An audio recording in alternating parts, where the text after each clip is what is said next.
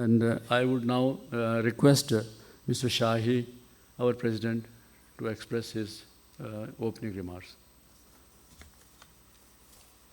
Thank you.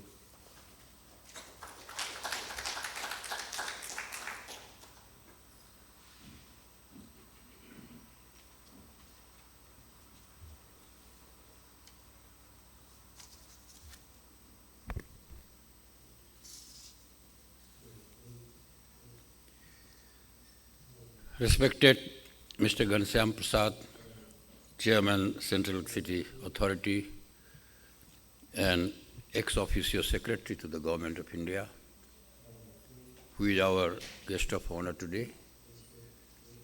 We are expecting the Secretary of MNRE to join us by about 11:15.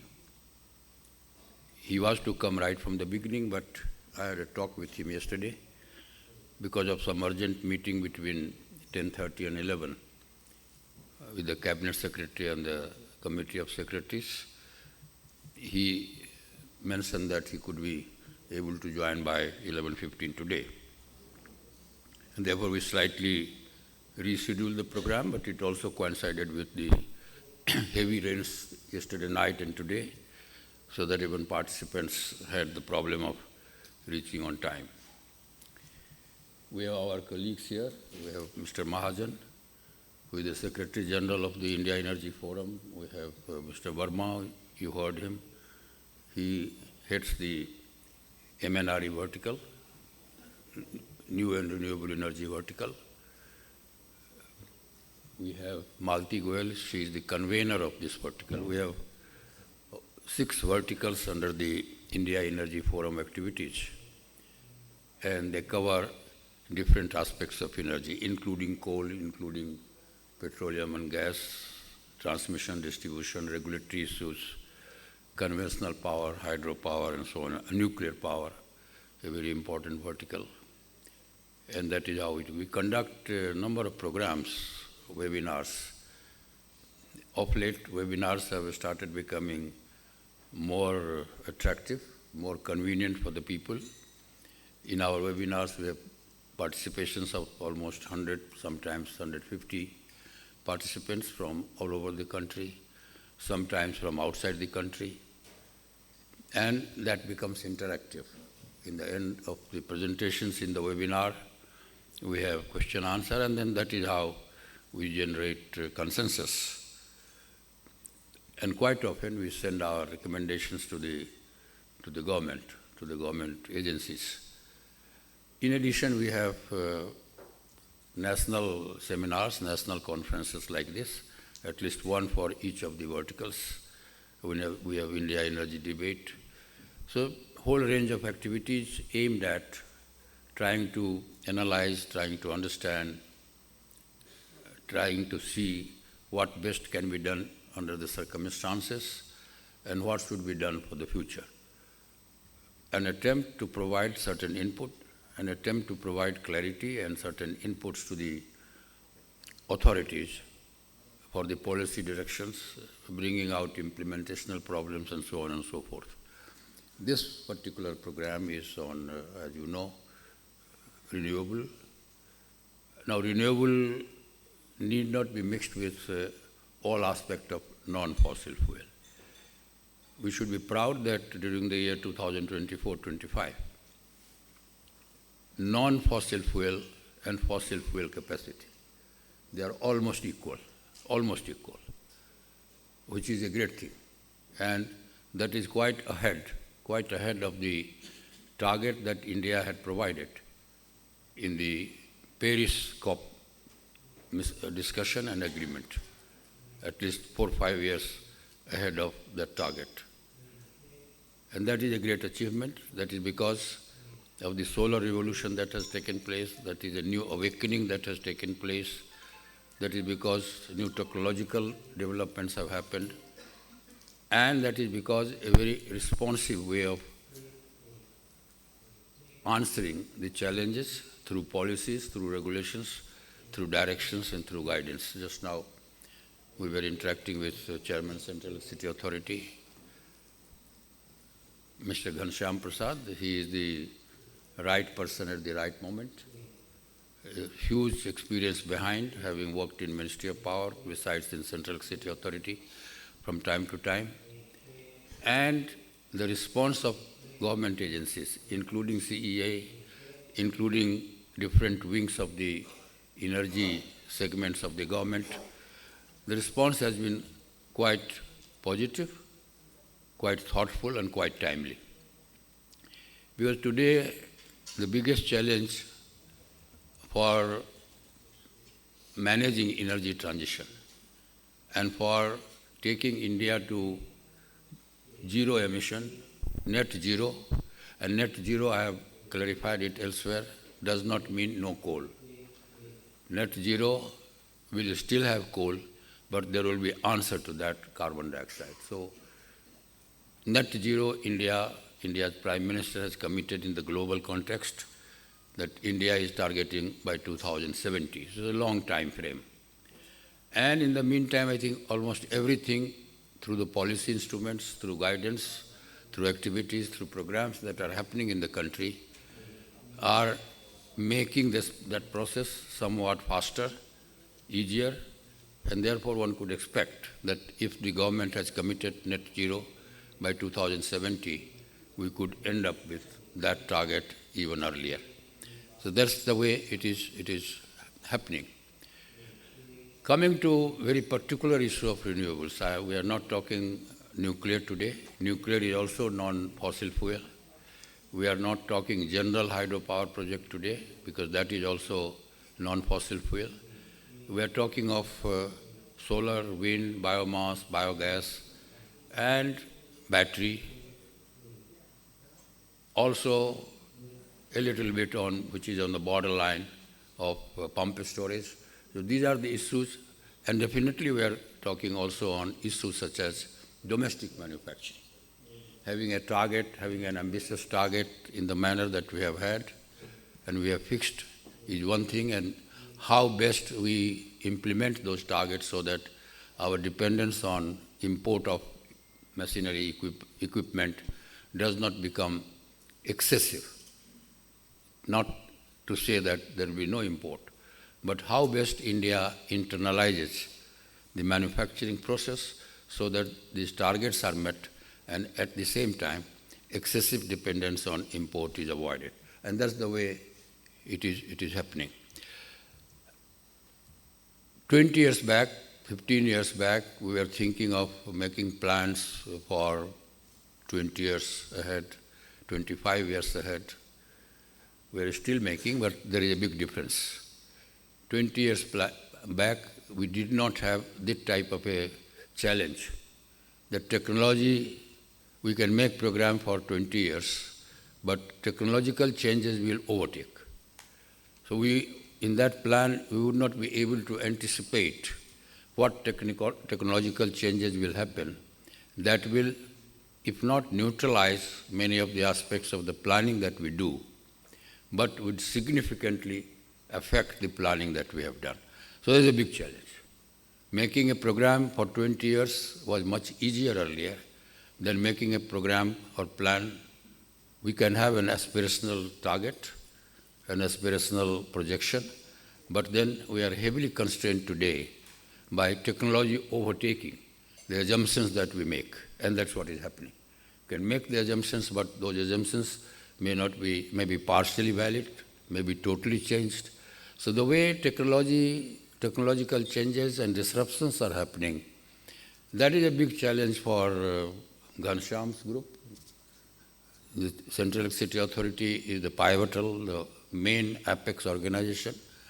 It is with the Ministry of Power, but it interfaces all aspects of power, whether it is coming through the administrative apparatus of MNRE, or it is coming through the administrative apparatus of Nuclear, Atomic Energy Commission and Atomic Energy Department, or to a great extent also it is coming through coal, because coal continues to be the greatest element of our power planning today so far, and will in a big way continue to remain very valid for next 30, 40 years. So therefore, Central Electricity Authority, though an important element of important organization of Ministry of Power, but it interfaces at the stage of planning with all these ministries and departments. Now, the point I was making is that this is one of the big challenges. There are very many challenges. Saying that we will become net zero by such and such time is easy. Planning something is easy. As Mr. Verma was giving a perspective, Central Electricity Authority had made a plan up to 2047. That is 100 years of India's independence. But the issue is that assumptions that we have made are based on our understanding of how technology is moving. But what about technology taking a different type of trends, in which case elements of these plans and the projections will definitely undergo substantial change. And I am convinced that government agencies are quite convinced and quite aware of that. So therefore, while this plan aspirational targets would be made for 2047, 2050, but at the same time it will have considerable scope for making midterm corrections as sort of a rolling plan, and that is the way it will go. Like suddenly, pumped storage has become a very relevant thing in our scheme of things. Battery, just 2-3 years back, we were not considering as a big claimant to be the storage for solar power, which will not be available in the evening. But today, changes have happened in battery technology itself, and therefore, now it is being considered more seriously. We were considering very seriously hydrogen 2 years back. Now battery is overtaking hydrogen. Hydrogen continues to be relevant, but battery is overtaking hydrogen insofar as a storage part of energy, a storage part of power is concerned. So these challenges are very many, and the way Central Electricity Authority and the other organizations are responding. One thing that often one is confronted, and that is what one needs to avoid. When we are taking a decision and a fact comes that you take this decision, you move this path, what about in 2-3 years if this changes? Does it mean that we don't take decision? It will change? Do we wait for that change to happen? Then we will always keep waiting for the change to happen and will not take decision. So this is a very difficult and complex exercise to zero in that we move forward or wait for the change to happen, change is happening. Change is not happening. So therefore, judicious approach about knowing fully that innovations, new changes, disruptions will keep happening, but yet we should move on the basis of what is available and likely to remain available for some time. That is a great and complex exercise for all those who are involved in that thing. Support for solar, as you know, solar, a figure was given by Mr. Verma just now. Solar today, it is also a good year to 2024-25 that we crossed 100,000 megawatt of solar. We crossed 50,000 megawatt of wind. But at 100,000 megawatt of solar itself, the challenges are visible, quite visible. I am aware of some of the complexes of solar generation. Their transmission, evacuation sometimes get into problem. Like in many cases, you have generation available, but transmission is a constant. Till the time we completed the national grid in India, that was always the case, quite often the case, that you have power generation available, but we are not able to take to Eastern India, we are not able to take sometimes to Western India, till the time we completed, starting from somewhere 2001-2 to later 2010-11 or so, we completed the national grid exercise, and that is a dynamic process. And that dynamic process leads to power being produced anywhere and can be taken to anywhere. Now also it is not there, we cannot say, but mostly it is not there. So if transmission evacuation of a system, which is going to be 20,000 megawatts centered at one place, or 30-40,000 megawatt centered at one place, it gives power in the daytime, but does not give power in the evening. how do we manage the whole thing? How do we replace that power in the system? And how do we manage the grid? And sometimes, if the grid is not strong enough, you will have the question of generation capability being there, but grid is not able to take it to the places where it needs to take. So I think that exercise is becoming still bigger exercise, and good thing is that the systems that are there, the apparatuses and instruments and the organizational setups that we have created in the country are quite alive. One cannot say that it will be 100% perfect, need not be also sometimes. We may have to withstand certain problems because cost of being 100% sure is always excessive. So again, there is a balance to be made at that point. But the issue I was making is that it is wise to decide rather than not to decide in the anxiety that what we are deciding may undergo change maybe in a couple of years down the line. We have backup systems that are being considered today.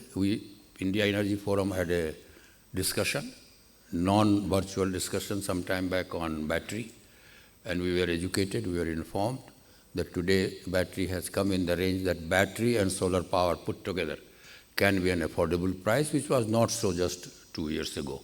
And therefore, we are going to have also a program like this on focusing on battery. We are going to have programs on solar itself in different forms, like solar, offshore solar, like floating solar. So in renewable itself, variety of and numerous number of alternatives are coming up, and those are the challenges that are being posed. One of the things that we often ignore, technical people and also those in administration, that if we have to have a program like this to go up to something like 700,000 megawatt, 800,000 megawatt, or 1200,000 megawatt. The other day we were talking somewhere that if we have to, by 2050, have an aspirational target, it could be much bigger than what we are thinking, then obviously we have many other things to reconcile to. And it is there where we sometimes ignore what the capital market is thinking, what the financiers are thinking, investors are thinking. Sensitiveness to capital market, sensitiveness to our financiers is important. And it is in that context, policy uncertainty and regulatory uncertainty can be a problem. In fact, that was a point when I joined the Ministry of Power, where bankers had abandoned the sector itself, power sector.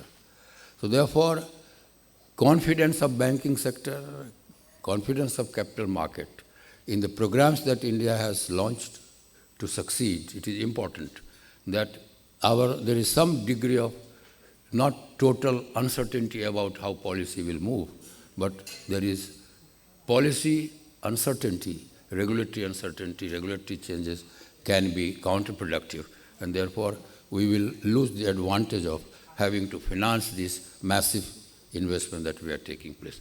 So these are some of the thoughts that India in transition management will be going in a big way. Coal will continue to be relevant, but at the generation level, definitely we are going to have overwhelming presence of one or the other form of renewable energy. Definitely, it needs huge investments. It needs long-term planning, but more importantly, a capability, an ability, and a will, and a mechanism to be sensitive to changing technological options and assimilating those technical options into system of power management. Thank you very much. Now, may I request